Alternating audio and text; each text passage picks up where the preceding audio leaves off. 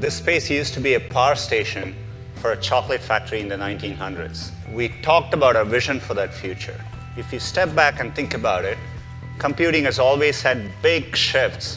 It all started in the 80s, early 80s, when the personal computer reached the mainstream. Roughly a decade later, in the mid-90s, the web arrived. It brought the internet to many more people, fundamentally changed how people interact and connect with each other. We had the mobile revolution, and it's profoundly changing people's lives.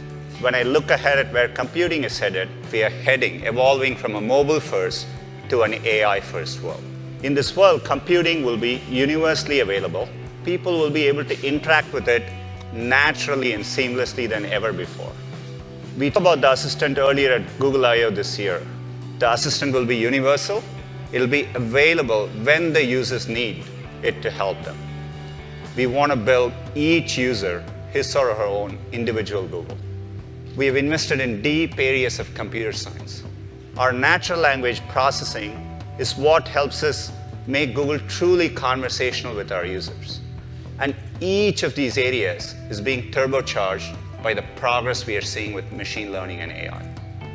It showed the external world the moment for AI has arrived, but for us, the progress has been continuous and the strides are huge. Let me talk about 3 examples, all of which we have talked about in the past 3 months. First, image captioning. Our newer machine learning systems now, the quality is close to 94%. It's really hard to increase quality at these levels because we are trying to approach human level accuracy. About 2 years ago, we used to understand this picture as a train is sitting on the tracks. Now, we describe it as a blue and yellow train is traveling down the tracks. Another example, machine translation. Historically, our systems are statistics-based, and we translate at a phrase-by-phrase level. So if you look at this Chinese to English translation, you can see it makes sense, but it's not quite the way humans would translate it. Just recently, we announced our first end-to-end self-learning, deep learning machine translation systems. They take entire sentences and model sentences as outputs. You can look at this quantitatively, and we have a way to measure these things quantitatively, and we closed a significant gap with our new machine learning systems. We literally translate billions of queries over the coming year. We can find the right answer even if it doesn't exist in their local language, translate it on the fly, and get it to them. So when you ask Google a question, who is the Prime Minister of Canada, we understand the text and try to make it as natural as possible for you. Justin Trudeau is the Prime Minister of Canada. Again, deep learning is showing the way. DeepMind just published a paper with a new technology called WaveNet. You can again see the WaveNet model is getting much closer to human speech.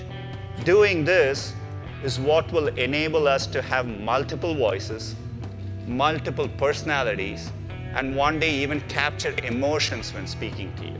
And more importantly, the assistant will continuously get better as we make progress with machine learning and AI. And that's what today is about. We started doing it about 2 weeks ago with our new messaging app, Google Allo. And the early reception has been great. They are interacting with it very naturally, like tell me a joke. So it's early days, but the assistant continuously learns from these experiences and keeps getting better. Which is why today we are going to bring the assistant to 2 new surfaces.